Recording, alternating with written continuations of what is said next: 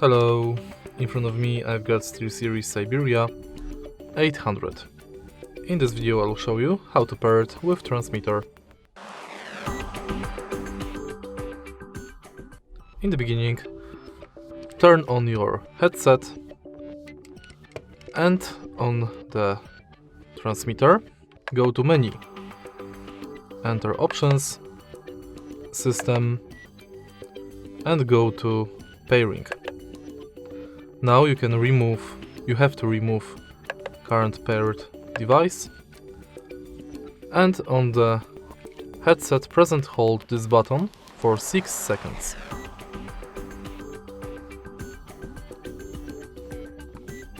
The devices should pair automatically.